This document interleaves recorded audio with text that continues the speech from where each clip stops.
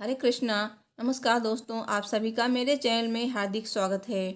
दोस्तों, आज की वीडियो में हम जानेंगे कार्तिक मास में पूर्णिमा कब है, यानी कि कार्तिक पूर्णिमा कब है, स्नान दान कब करें और व्रत कब रखें, और साथ ही जानेंगे पूजा का शुभ मुहूर्त क्या रहेगा।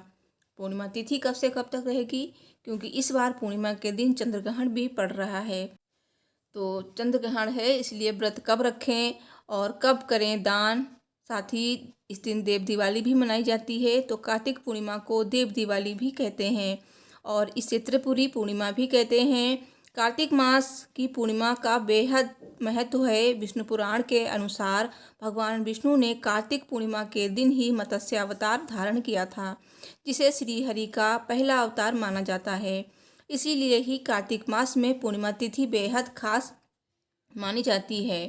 तो कार्तिक माह में भगवान विष्णु माँ लक्ष्मी का आशीर्वाद पाने के लिए लोग पवित्र नदी में स्नान करते हैं। मान्यता है कि इस दिन स्नान दान और दीपदान करने से भगवान विष्णु की असीम कृपा मिलती है, माता लक्ष्मी की असीम कृपा मिलती है, क्योंकि पूर्णिमा की तिथि भगवान विष्णु और माता लक्ष्मी को समर्पित है और इस दिन चंद्रदेव की भी पूजा की जाती है। तो चंद्रोदय होने पर चंद्रदेव की भी पूजा करें। दोस्तों, इस दिन गंगा में डुबकी लगाने से, यानी कि गंगा स्नान करने से पापों से मुक्ति मिलती है और आरोग्य की प्राप्ति होती है। पद्म पुराण के अनुसार कार्तिक मास में भगवान विष्णु मत्स्य रूप में जल में विराजमान रहते हैं। ऐसे में कार्तिक पूर्णिमा पर नदी, तालाब या जल कुंड में स्नान और दान करने से वैकुंठ की प्राप्ति होती है। और मान्यता ये भी है कि इस दिन जो भी सूर्योदय से पहले स्नान कर लेता है, उसके दैहिक, दैविक, भौतिक ताप शांत हो जाते हैं और आरोग्य का वरदान मिलता है। कार्तिक पूर्णिमा को त्रिपुरारी पूर्णिमा भी कहते हैं, क्योंकि इस दिन भगवान शिव ने राक्षस त्रिपुरासुर का वध कर पुनः तीनों लोकों में धर्म की स्थापना की थी। तभी से भगवान शिव का नाम महादेव त्रिपुरारी पड़ा। कार्तिक पूर्णिमा के दिन देव दिवाली भी मनाई जाती है। कार्तिक पूर्णिमा तिथि प्रारंभ हो रही है 7 नवंबर शाम को 4:15 से और कार्तिक पूर्णिमा समाप्त हो रही है 8 नवंबर शाम 4:31 पर।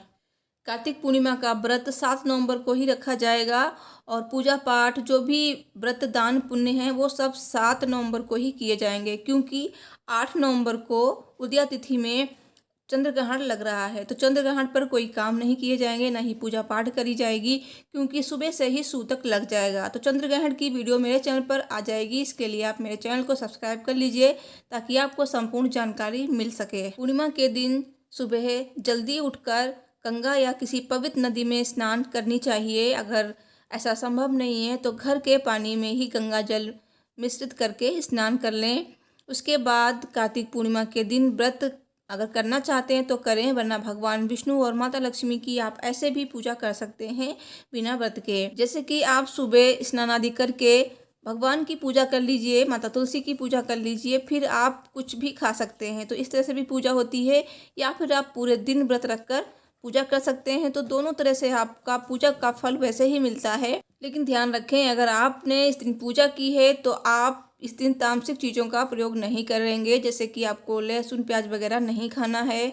माना जाता है कि पूर्णिमा के दिन माता लक्ष्मी भक्तों के घर आती हैं, तो आप अपने मेन गेट पे, यानी कि मुख्य द्वार पे दोनों तरफ हल्दी से स्वास्तिक बनाएं और आम के पत्तों का तोरण या फिर अशोक के पत्तों का तोरण बनाकर जरूर लगाएं। इससे माँ लक्ष्मी बहुत ही प्रसन्न होती हैं और घर में सुख समृद्धि भर देती हैं और कभी भी घर में धन धान्य की कमी नहीं होती है और माता लक्ष्मी की कृपा हमेशा बनी रहती है। और इस दिन भगवान विष्णु के साथ तुलसी पूजा का भी बहुत महत्व है, तो इस दिन तुलसी पूजा भी करें और इससे आपको कई गुना फल मिलेगा पूजा का। और इस दिन दान भी करना चाहिए, क्योंकि पूर्णिमा और अमावस्या का जो दान होता है वो कई हजार गुना हमें फल प्रदान करता है। साथ ही भगवान विष्णु की असीम कृपा मिलती है। पूर्णिमा के दिन भगवान विष्णु की पूजा करें, भगवान विष्णु को पीले फल फूल अर्पित करें, माता लक्ष्मी को सफ़ेद मिठाई का भोग लगाएं और लाल फूल अर्पित करें। भगवान विष्णु के मंत्रों का जाप करें, आरती करें और कथा जरूर सुनें। और इस दिन आपको शाम के समय दीपदान जरूर करने चाहिए। तो दीपदान आपको 5 जगह करने चाहिए। जैसे कि सबसे पहला दीपदान आपको अपने घर के मंदिर में करना है, दूसरा दीपदान आपको करना है तुलसी माता के पास। तीसरा दीपदान आपको करना है अपने मेन गेट के पास। चौथा दीपदान आपको करना है आकाश दीपदान। और पांचवा दीपदान गंगा दीपदान करना है। तो गंगा दीपदान आप घर पे कैसे कर सकते हैं इसकी वीडियो में जल्द ही लेकर आऊँगी। तो उस तरह से आप गंगा दीपदान घर पे ही कर सकते हैं। और दोस्तों, अगर आपने पूरे कार्तिक मास में दीपदान नहीं किए हैं तो आप देवउठनी एकादशी से लेकर कार्तिक पूर्णिमा तक इन 5 दिनों में दीपदान करेंगे तो आपको पूरे महीने के दीपदान का फल प्राप्त होगा। और कार्तिक मास में आंवला दीपदान का भी बहुत महत्व है। तो आंवला दीपदान कैसे करने हैं इसकी वीडियो में मैं जल्द ही अपलोड करूंगी, तो आप देख लेना। और आंवला दीपदान आप कार्तिक पूर्णिमा को भी कर सकते हैं या फिर आप देवउठनी एकादशी को भी कर सकते हैं।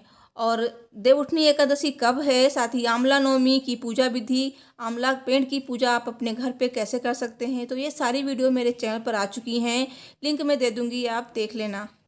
दोस्तों, पूर्णिमा के दिन पीपल के वृक्ष की भी पूजा करनी चाहिए, क्योंकि पूर्णिमा के दिन माता लक्ष्मी और भगवान विष्णु का वास होता है पीपल के पेड़ में। तो सुबह जल अर्पित करें और शाम को एक दीपक जरूर जलाएं। और इस दिन देव दिवाली है, तो आप चाहें तो आप अपने घर में दीपक जला सकते हैं। कई जगह जरूरी नहीं है कि आप 5 या 7 दीपक जलाएं, आप बहुत सारे दीपक भी जला सकते हैं। जैसे कि दिवाली पे दीपक जलाए जाते हैं, उसी तरह से भी आप कार्तिक पूर्णिमा को भी दीपक जला सकते हैं।